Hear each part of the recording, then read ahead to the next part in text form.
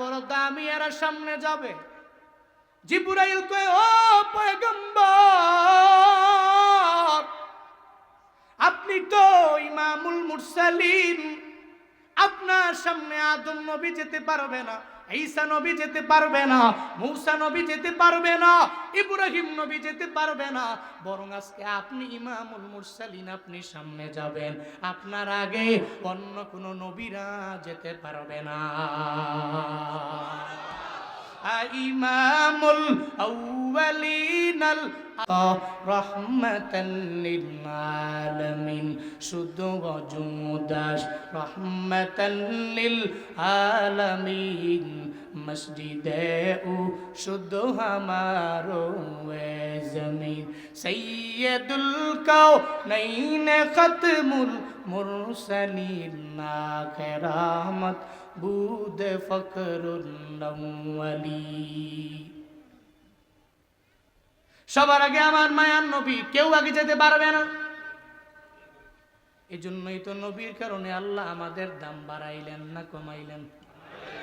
আল্লাহ কয়, তোরা শ্রেষ্ঠ, তোরা দামি, এক নম্বরে আমার মায়ার নবীর কারণে তোমরা দামি। কারণ উনি নাবিয়ুল আম্বিয়া, সমস্ত নবীদের নবী হলেন আমার নবী, সমস্ত রসুলদের নবী হলেন আমার নবী। এত পরিমাণে দামি, এ কারণে উম্মতের দাম আল্লাহর দরবারে বেশি না কম? এই নবীর দাম কত?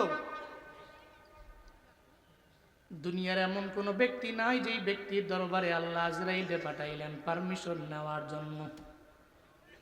তোমার আমার এমন নবী, আল্লাহ আজরাইলকে পাঠাইলেন রূহ কবজ করার ব্যাপারে পারমিশন নেওয়ার জন্য।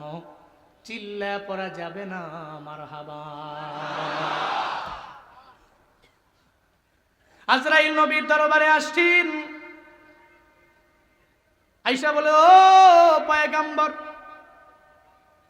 যদি পারমিশন দেন আপনার রূহটাকে আমি কবজ করে নিয়ে যেতে পারি, পারমিশন না দিলে আমি নিতে পারবো না। নবী কয়, আইনা আখি জিবরাইল, আমার ভাই জিবরাইল কয় আমারে সন্ধান দাও। কয় জিবরাইল ফিস সামাইল উলা, প্রথম আসমানের মধ্যে আছে, কয় আগে যাও। জিবরাইলের সাথে আমার কথা বলার বাকি আছে, খবর দাও। জিবরাইল যখন আমার মায়ার নবীর সামনে আসলেন, নবীরে দেখার পরে চোখের পানি ফেলে জিবরাইল নিজেই কান্না করে। মায়ার নবী জিবরাইলে দেখলেন, নবীও জিবরাইলে দেখার পরে চোখের পানি ফেলায় কান্দে। জিবরাইল কয়, নবী আমার, কেন কান্না করেন? রবের মোলাকাতে যাবেন, আপনার কান্না জীবনেও কোনোদিন আমার আল্লাহ সহ্য করতে পারে না, কেন আপনি কান্না করেন আমারে বলেন। মায়ার নবী কয়, জিবরাইল আমি কেন কান্না করি তোমায় পরে বলবো, তুমি কেন কান্না করো আগে তুমি আমায় জানায় দাও। জিবরাইল কয়, পয়গম্বর আমার, সব নবীদের দরবারে আমি গেলাম, দুনিয়াতে এমন কোন নবী নাই যেই নবীর দরবারে আমি যাই না। সব নবীর দরবারে আল্লাহ যখন আমার আদেশ দিলেন আমি গেলাম। আদম নবীর দরবারে, ইব্রাহিম নবীর দরবারে, ইউসুফ নবীর দরবারে, ইউনুস নবীর দরবারে, সমস্ত নবীদের দরবারে আমি গেলাম। এটাই ছিল আমার কন্টিনিউ ওয়ার্ক, এটা আমার কাজ। আল্লাহ যখন বলবে যাওয়ার জন্য, সঙ্গে সঙ্গে হাজিরা দেওয়ার জন্য আমি রওনা। পয়গম্বর, তবে কারো দরবারে আমি এতবার যাই নাই যতবার আমি আপনার দরবারে আসলাম। আমি কারো দরবারে গেলাম শতবার, কারো দরবারে গেলাম 1000 বার, তবে আপনার দরবারে 1000 2000 বার আমি আসছি এমন না। আল্লাহর পক্ষ থেকে ওহী লইয়া আপনার দরবারে আমি আসছি 24000 বার। কয়বার? আল্লাহর পক্ষ থেকে আসলাম 24000 বার। এই জন্য ও পয়গম্বর, আপনারে আর চাঁদ মাখা চেহারা আমি দেখতে পারবো না, এজন্য বিরহের বেদনায় চোখের পানি ফেলায় আপনারে দেখার পরে আমি কান্দি। কেমন নবী জাননি? যেই নবীর চেহারা মোবারক কত পরিমাণে আলোকময়, কত সুন্দর জাননি রে বাবা। আসমানে যখন ইউসুফ নবীর সাথে আমার মায়ার নবীর মোলাকাত হয়ে গেল, মায়ার নবী বলে, ইউসুফ নবী আপনি বড় সুন্দর। ইউসুফ নবী বলতে লাগলেন, নবী আমি বুঝি সুন্দর? আপনি তো আমার চাইতে বহু গুণে বেশি সুন্দর। অথচ আল্লাহ পাক রব্বুল আলামিন দুনিয়ার সব সৌন্দর্যের অর্ধেক সৌন্দর্য দিয়েছেন ইউসুফ নবীরে। চিল্লায় পড়েন আল্লাহু আকবার। ইউসুফ নবী কয়, আমি কি সুন্দর? আপনি আমার থেকে বহু গুণে সুন্দর। আপনার চাঁদ মাখা চেহারা জীবনে কোনোদিন আমি দেখতে পারবো না। এই জন্য চোখের পানি ফালে ফালে বিরহের বেদনায় আমি কান্না করি। জিবরাইল কয়, নবী আমার, আপনি কেন কান্দেন আমায় জানান। মায়া নবী চোখের পানি ছেড়ে দিয়া বলে, জিবরাইল ভাই আমার কন্যা ফাতেমা আমার দেহের একটা অংশের মতো, ফাতেমা তো বিজাতুম মিন্নি। নবী যখন সফরে যাইতেন আগে ফাতেমার দরবারে বিদায় নিয়ে যাইতেন, আবার সফর শেষ হয়ে হুজরা মুবারাকার মধ্যে ঢুকলে আগে ফাতেমার সাথে নবী মোলাকাত করতেন। এত আদরের ফাতেমা। মায়ার নবী ডেকে বলে, জিবরাইল আমি ফাতেমার জন্য চোখের পানি ফেলা কান্না করি না, আমি আমার হাসানের জন্য কান্দি না, হুসাইনের জন্য কান্দি না, আমি কান্না করি আমার এতিম উম্মতের জন্য যারা আমার না পায় চোখের পানি ফালা ফালা কান্দে। আমি থাকবো মদিনায়, আমার উম্মতেরা কত দূর, কোথায় মদিনা, কোথায় বাংলাদেশ। এই বাংলাদেশের গাজীপুর জেলার মধ্যে করতইলের মাহফিলের মধ্যে নবীর কাহিনী শুই না চোখের পানি ফালা কান্দে নবীর উম্মতেরা। এমন কোন একটা গরিব মানুষ নাই যেই মানুষটা জান্নাতে যেতে চায় না এবং আমার মায়ার নবীর রওজা শরীফে যায় সালাম দিতে চায় না। সবার মনের আশা আল্লাহ যাতে জীবনে একবার মক্কায় নেয়, আমারে মদিনায় নেয়, আল্লাহ যাতে আমারে জান্নাতে নেয়, এটা প্রত্যেকটা মানুষের অন্তরের মধ্যে আছে রে বাবা। এই গাজীপুর এলাকার সমস্ত লেবারেরা, সমস্ত শ্রমিকেরা এরা বড় লোক না, এরা টাকাওয়ালা না, বাড়ি গাড়ির মালিক না, অনেক দামি গাড়ির মালিক হতে পারেন নাই, আল্লাহ অনেক দামি দামি বাড়ির মালিক বানান নাই, বরং পরিশ্রম করে করে কোন রকম জিন্দেগি এরা চালায়। ডেলেবার মানুষ, দিন মজুর মানুষ, দিনে আনে দিনে খায়, কষ্ট করে জীবন চালায়। এদেরও জিজ্ঞেস করবেন জীবনে মদিনায় যাওয়ার আশা আসেনি, দেখবেন লেবার লোকটাও জানায় দিবে, তোমরা দোয়া করে দাও আল্লাহ যাতে আমার জীবনে একবার মক্কা মদিনায় নিয়ে যায়। এই ময়দানের মানুষেরা কারা কারা মক্কায় যেতে চান, মদিনায় যেতে চান, মক্কা মদিনায় যাইয়া নিজের জীবনটারে ধন্য বানাইতে চান কারা কারা? আমি গুনাহগারের সাথে দুইটা হাত বাড়ায় আল্লাহরে দেখা। আল্লাহ জীবনে একবার হলেও মদিনায় যাওয়ার মতো তৌফিক প্রত্যেকটা মানুষকে আপনি দান করেন। আরো জোরে পড়েন আমিন। চিল্লায় পড়তে হবে আমিন। এটা আমার সাথে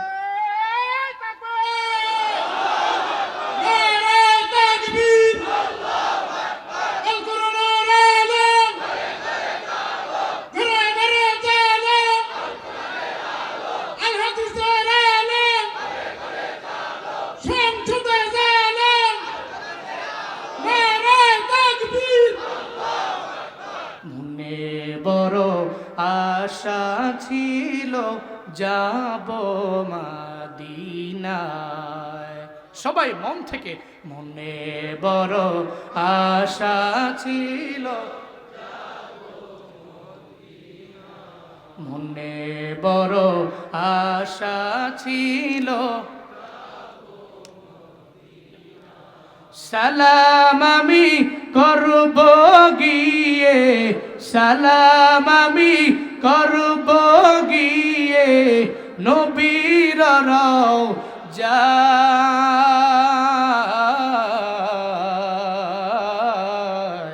মনে বড়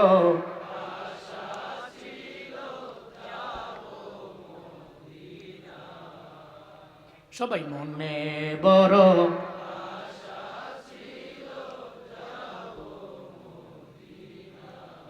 আরব সাগর পাড়ি দিব,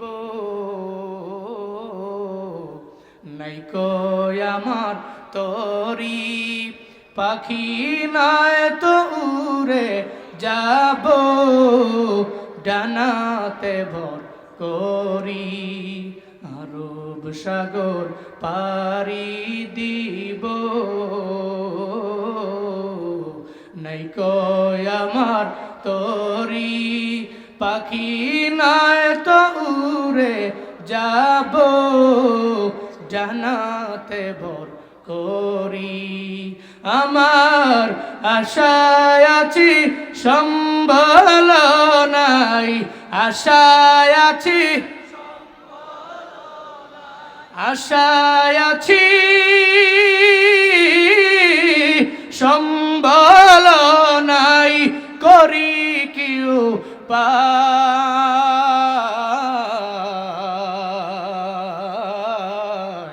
মনে বড়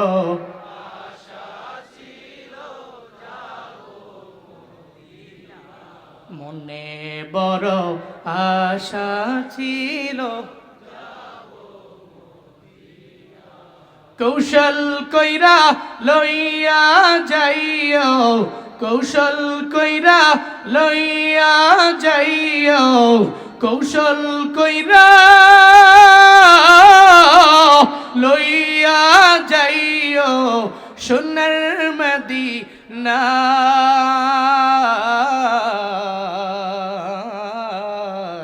মনে বড়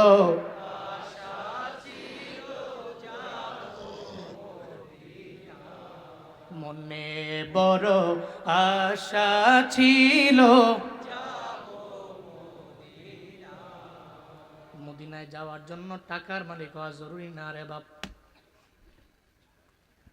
জুনায়েদ আল হাবিব কি বলে গেল, ওখানে যাইতে টাকা লাগে, টাকা কয় টাকা লাগে না। ওখানে যাওয়ার জন্য ইশক লাগে, প্রেম লাগে রে বান্দা। অন্তরে যার ইশক আছে রে, আল্লাহ ওনারে মক্কায় লয়া যায়। কত টাকাওয়ালা আছে, আল্লাহ তারে মক্কা মদিনায় নেয় না, এমন নজির প্রমাণ আছে না? না,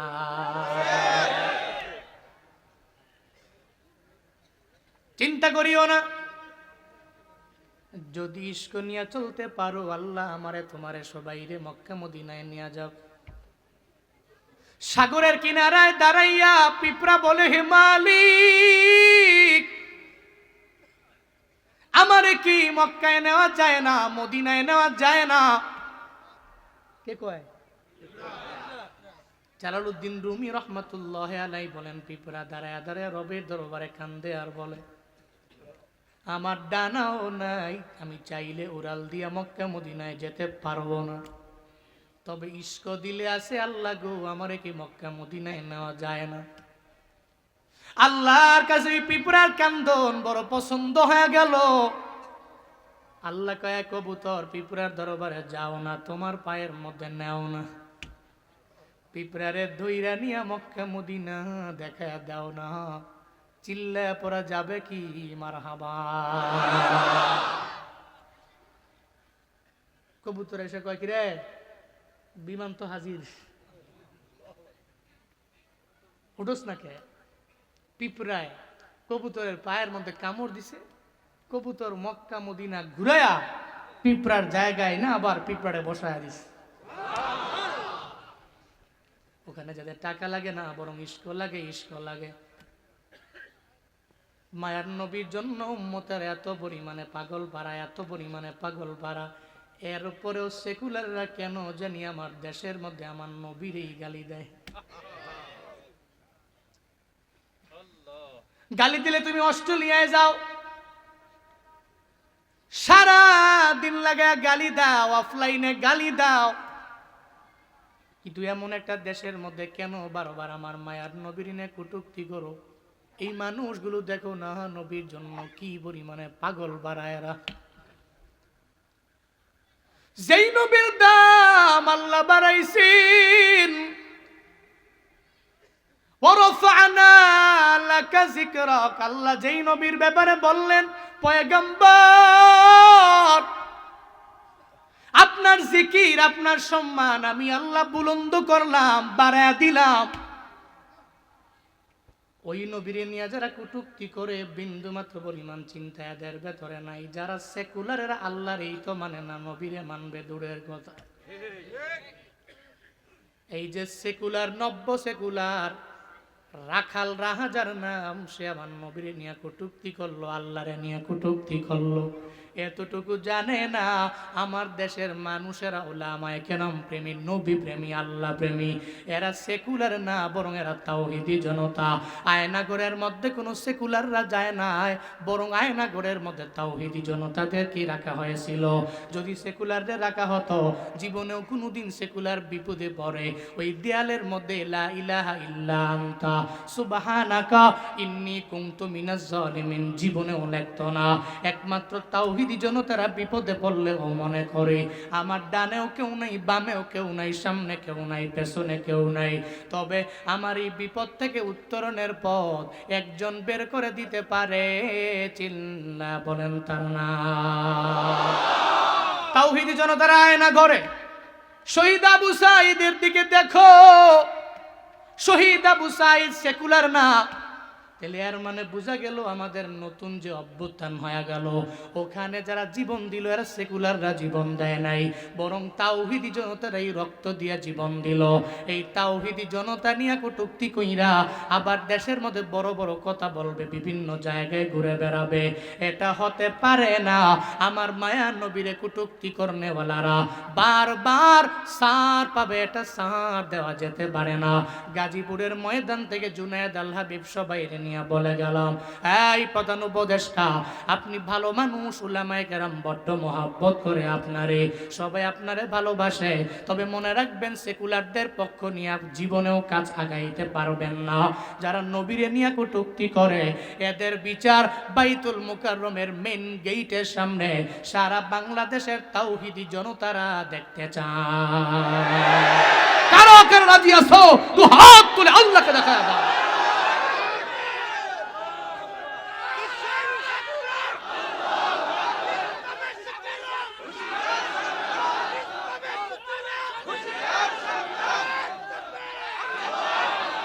নাস্তিকতা নিপাত যাক, দিন ইসলাম জিন্দাবাদ। নাস্তিকতা নিপাত যাক, দিন ইসলাম জিন্দাবাদ। কোটি প্রাণে একই আওয়াজ, ক্ষুধার্তহি ছাড় পাবে না, এই বাংলায় ঠাই হবে না। ছাত্র সমাজ জেগেছে আজ, জোর কদমে সামনে চলো, বজ্র কণ্ঠে আওয়াজ তুলো, সবে মিলে একই তালে দাও না স্লোগান, লিল্লাহে তাকবীর, নারায়ে তাকবীর, দিন ইসলাম, দিন ইসলাম জিন্দাবাদ, জিন্দাবাদ। ইসলামেরই জন্য দেশের হয়েছে জন্ম, ইসলামের বিরুদ্ধে গেলে দেশ হবে ভিন্ন। ইসলামেরই জন্য দেশের হয়েছে জন্ম, ইসলামের বিরুদ্ধে গেলে দেশ হবে ভিন্ন। ইসলামের বিরুদ্ধে যারা নিয়েছে অবস্থান, এই বাংলায় ঠাই হবে না, যাও হিন্দুস্তান। জোর কদমে সামনে চলো, বজ্র কণ্ঠে আওয়াজ তুলো, সবে মিলে একই তালে দাও না স্লোগান, লিল্লাহে তাকবীর, নারায়ে তাকবীর, দিন ইসলাম, দিন ইসলাম জিন্দাবাদ, জিন্দাবাদ। মুসলমানের এই দেশেতে সেকুলারদের ঠাই নাই, সেকুলারদের পক্ষে যারা এদের কোনো রক্ষা নাই। মুসলমানের এই দেশেতে রাখাল রাহার ঠাই নাই, রাখাল রাহার পক্ষে যারা এদের কোনো রক্ষা নাই। এই দেশেতে থাকতে হলে কোরআন মানতে হবে, কোরআন না মানবে যারা বিতাড়িত হবে। এই দেশেতে থাকতে হলে